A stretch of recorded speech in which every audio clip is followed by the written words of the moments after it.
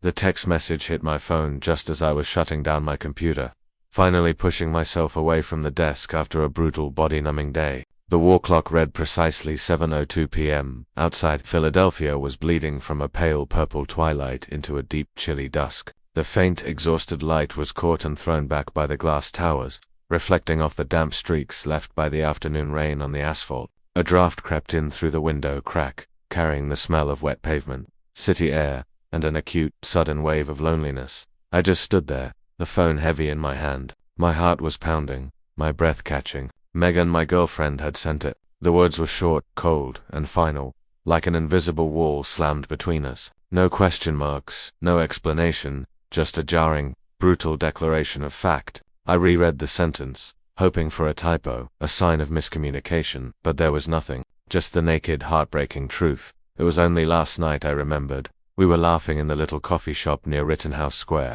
We were close, her hand resting easily in mine. Her eyes were warm, familiar. I could still recall the soft scent of her usual perfume, the sound of her laughter echoing in the cozy space. Just a few hours later, that image had shattered, replaced by distance, silence, and shock. How could things change that fast? I wondered, did I miss some major sign, or was this always an unbridgeable gap? My fingers trembled as I hovered over the reply button, then pulled back, as if touching the screen one more time would rip my heart out completely. A heavy weight settled in my chest, making me shiver. I leaned against the edge of the desk, fighting off a sudden, sickening emptiness. With a deep sigh, I looked out the window, trying to find an anchor in the sprawling city as it shifted from twilight to night. Philly's streets were busy, but everything looked alien to me now. The hurried footsteps, the whoosh of passing cars, the distant chatter from a nearby bar, they all seemed to underscore my isolation. An old friend, I asked myself, the bitter taste rising in my throat. What am I then? A new friend? Or just ...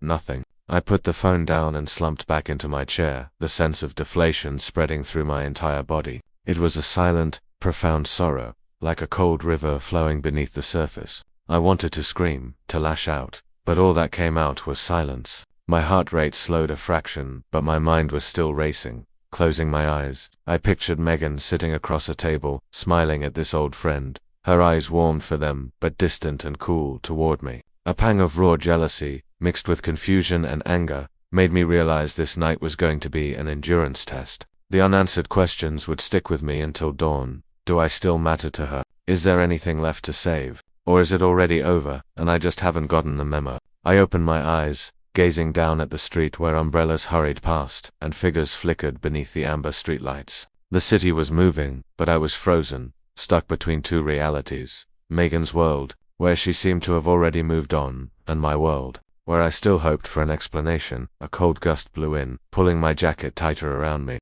I shivered, my hand touching the cold desktop, my eyes drawn back to the street.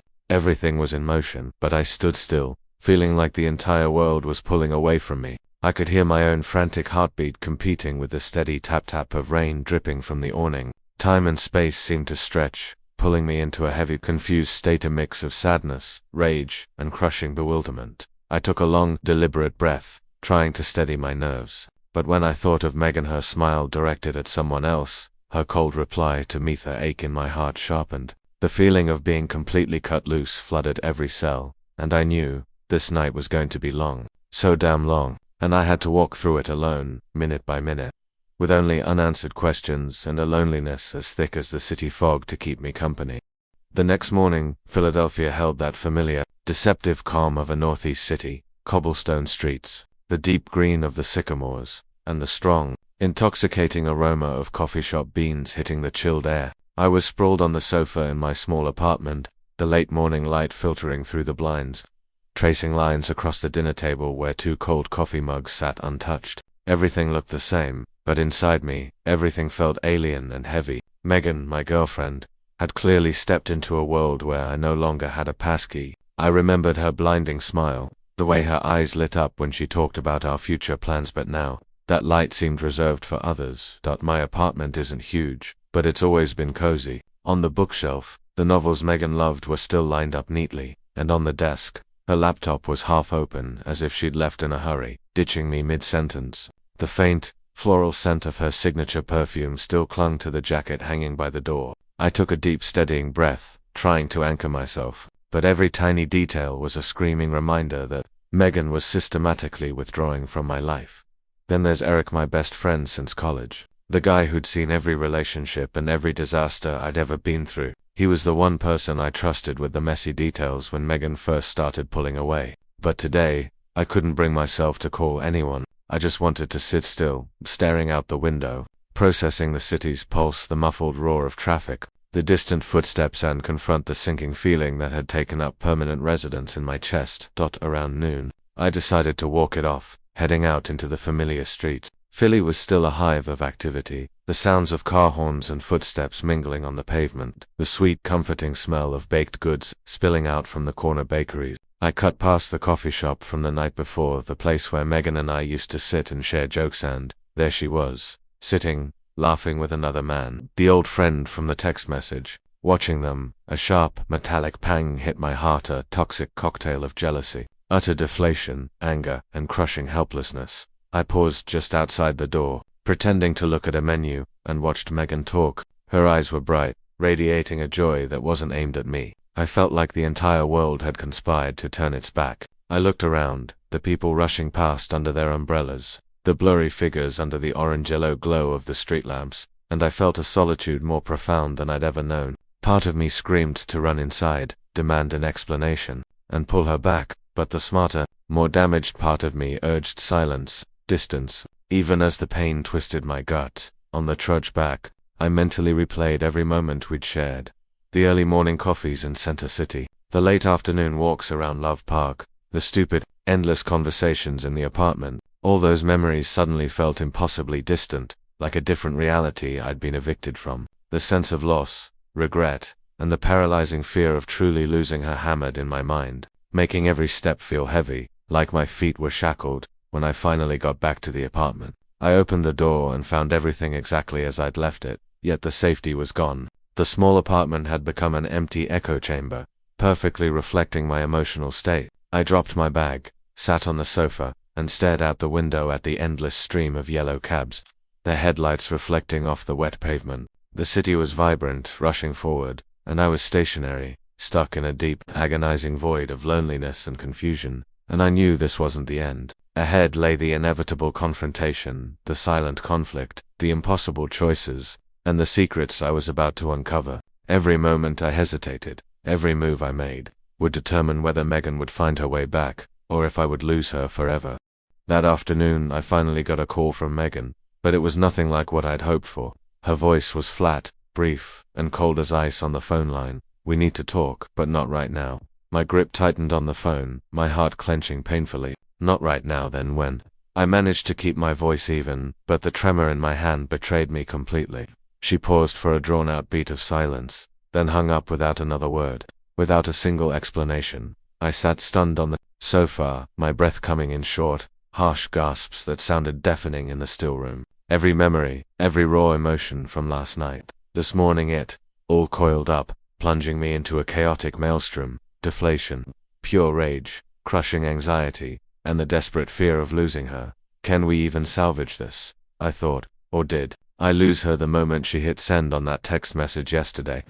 As night fell, I decided I couldn't stay in the apartment. I needed to move, so I walked into the heart of Center City. The orange-yellow streetlights glowed off the wet sidewalks, casting long shadows of the people hurrying past, but the energy of the crowd only magnified my isolation. I walked past the corner coffee shop, the place where, yesterday, we were still laughing together, and just as I feared, she was there, sitting, fully engaged with the old friend, her eyes bright, her smile warm and radiating light. But it wasn't for me. I stood outside for a long time, unable to approach, the ache in my chest becoming a sharp, rhythmic throb. A surge of white-hot anger mixed with profound regret and utter helplessness washed over me. I wanted to scream, "What the hell are you doing?" But my jaw was locked, my feet rooted to the pavement. The feeling of powerlessness consumed me, dragging me into a deep, dark hole of loneliness that I couldn't climb out of. In that agonizing moment, I realized the conflict wasn't just between Megan and me, or the old friend, but squarely within myself, the desperate urge to fight for her, versus the visceral fear of being hurt even more. Do I rush in, demand answers, and force a confrontation, or do I stay silent, maintain distance, and try to protect what's left of my heart. Every choice felt like tearing a ligament. I walked away from the scene, my steps heavy, my heartbeat erratic, the deep sense of loss clinging to me like wet clothes.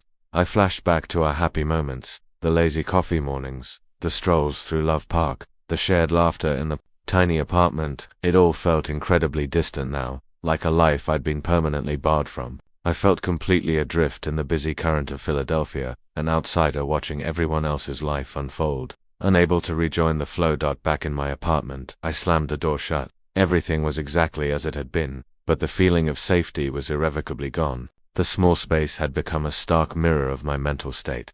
Empty, chaotic, and stiflingly heavy. I sat down, staring out the window at the streetlights, reflecting on the damp road, mirroring my own blurred image. The city was still alive, still rushing, and I was frozen between the agony of solitude and the desperate hope that maybe, just maybe, this could be fixed. But the conflict wasn't over. Hours later, a text popped up from Eric, my best friend. "Dude, you okay? Saw you looked rough today. Where's Megan?" I reread the message several times, trying to formulate a reply, but the words swam uselessly on the screen. I wanted to type, "No, I'm not okay, she's drifting away," but my fingers wouldn't move. The feeling of being abandoned and utterly lost only intensified. Heavier than ever, my mind was spinning. I wanted to rush to Megan, pour out my feelings, make her understand that I still mattered, but the paralyzing fear of rejection, of deeper pain, kept me inert, helpless. The conflict was no longer between me and Megan. It was a brutal war between my heart and my head, between love and the absolute terror of loss. I sat by the window, watching the rain-slicked asphalt glow under the streetlights, and I knew, I have to get answers. I need to know what she wants before it's too late. But deep down, I knew the talk was going to be excruciating. It would be full of impossible questions, unsaid truths, and raw emotions that we would both have to face.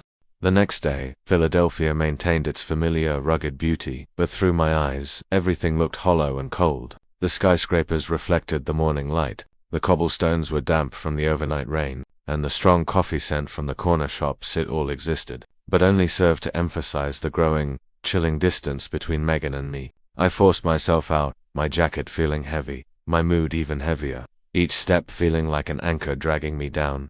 The center city streets were busier than I realized. Traffic, horns, hurried footsteps, and snippets of conversation buzzed all around. But I felt like a silent outsider, completely detached from the current of life. I walked past the familiar blocks where we used to stroll, laughing. Every store window, every corner, every flashing light reminded me of what I was losing, piling the loneliness and the heartache deep inside my chest. I stopped outside the coffee shop Megan frequented, peering in. The image from yesterday flashed again. Megan with the old friend, her eyes bright, her smile warm and genuine, but not for me. A wave of sharp, agonizing jealousy, mixed with resentment, surged through my heart, tightening my chest. I wanted to storm in, scream, "What game are you playing?" But my feet were cemented to the sidewalk. My heart felt choked, and the air around me became thick and suffocating. Powerless, I turned my back and walked away, allowing the frustration and despair to consume me. Each step on the slick pavement was a sharp jab to my ribs.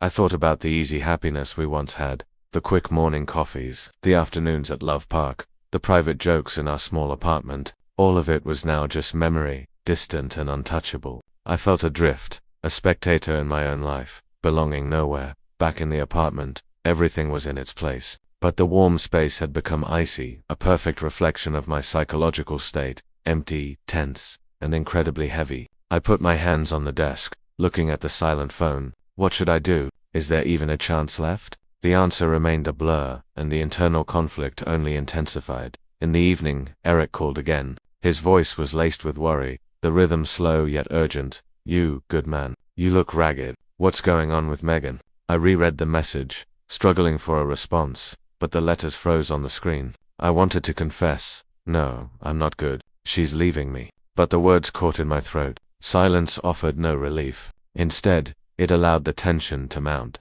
crushing my shoulders under the weight of my helplessness.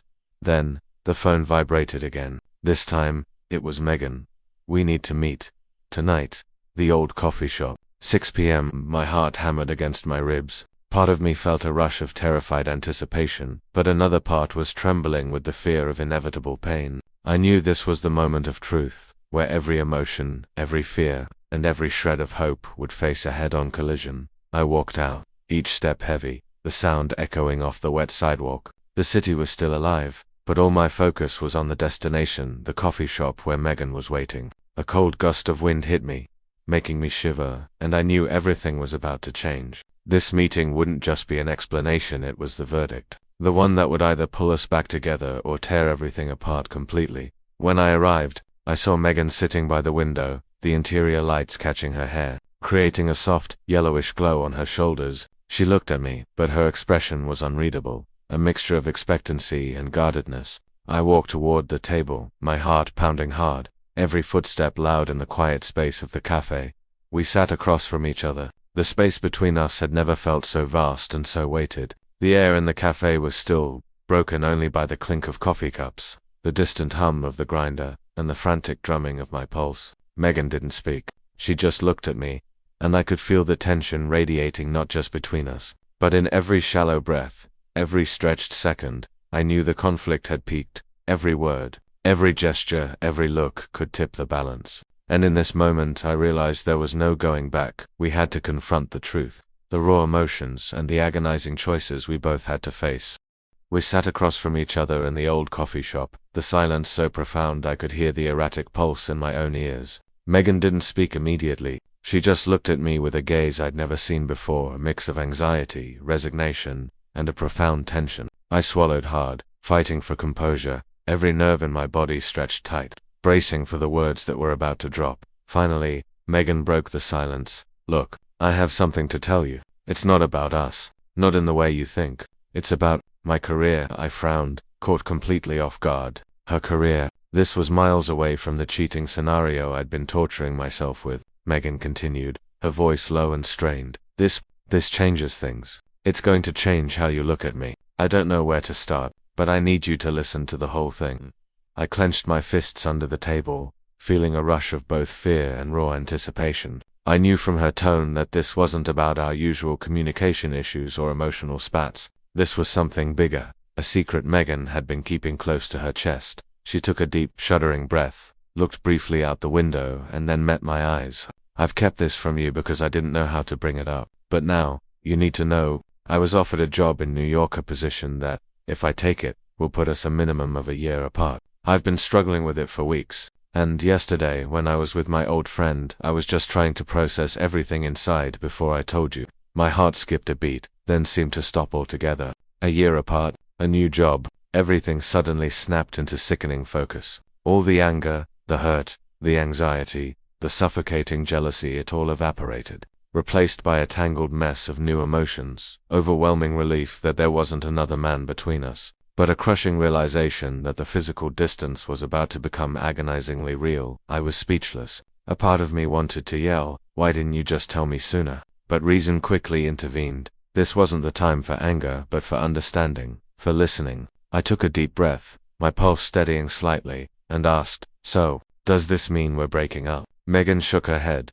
tears welling up in her eyes. "I don't want to leave you, but I also can't walk away from this opportunity. It's a once-in-a-lifetime career move, but I want you to know, I never ever thought about leaving us." All of this was just a horrible dilemma. I was scared that if I told you, you'd get angry, you'd give up on us, and that's why I stayed silent. A powerful tide of feeling washed over me, anger at her silence, compassion for her struggle, heartache over the situation, and worry for our future. But at the same time, a crucial realization hit me. All the previous conflict, all the misunderstanding, had stemmed from fear and silence, not from any betrayal or change of heart on her side. In that moment, all the tension seemed to deflate, if only temporarily. I reached across the table, took Megan's hand, looked straight into her eyes, and said, "You don't have to be scared. We'll figure out a way to make this work. Together, I'm not letting you go." Megan looked back, her eyes shining with relief, though the worry hadn't completely faded. I knew the conversation wasn't over. It had simply opened a new, terrifying door, the door to reality, to facing the true stakes, and figuring out how to maintain a long-distance relationship under immense pressure. In that instant, I felt it clearly. The old conflict had been resolved, but a massive new challenge lay ahead. The turning point was herent. From this moment on, every decision, every action, would directly impact our future. The afternoon was fading. The amber gold light of the setting sun pierced the coffee shop window, illuminating Megan's hair in shimmering streaks that seemed to set the small room aglow. The silence was so intense I could hear the clock ticking, the distant whoosh of traffic, and the frantic drumming of my own heart against my ribs. We sat facing each other, the distance between our hands just inches, yet feeling like an emotional canyon. Megan bowed her head in silence, then looked up at me, her eyes shining with worry and a kind of fear I had never seen in her before. I took a deep, anchoring breath, trying to keep my composure, but the tension had locked my body rigid. I don't want to lose you, but I also can't walk away from this job. It's a once-in-a-lifetime chance, and Megan trailed off, her voice trembling, her eyes darting away for a split second before locking back onto mine. I reached across the table, taking her hands and holding them tight. Megan, silence isn't helping anyone. Just tell me everything. No more holding back. We have to face this together, whatever it is. She took a deep, ragged breath, and the words that followed nearly took my own breath away. You have to understand this. If I tell you, I've been pressured by my family. They don't want me to go to New York. They want me to stay, to be close to them, near relatives. I applied for the job secretly without telling anyone, including you. A fierce wave of emotion crashed over me.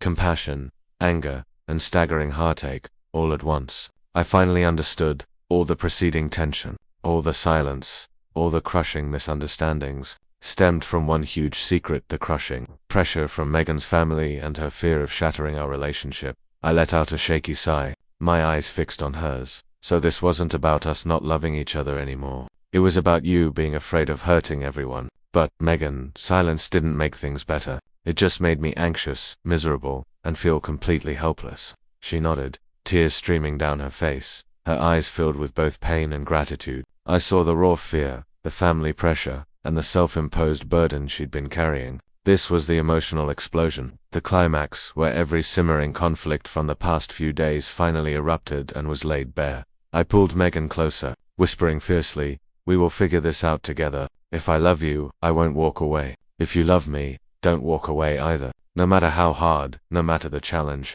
we'll get through it." Megan sobbed, collapsing into my embrace. I held her tight, feeling every frantic heartbeat, every shallow breath, every single tear. All the tension, all the confusion, all the fear instantly dissolved in that shared embrace. Yet, simultaneously, I knew the challenge wasn't over. We still had to make impossible decisions, choosing between career, family, and love. After a long moment, we pulled apart, looking at each other, our eyes no longer filled with fear, but with fierce determination. I knew this was the most important moment, where all the pent-up emotions were acknowledged, the secrets were exposed, and the relationship was fundamentally redefined by truth, trust, and genuine love.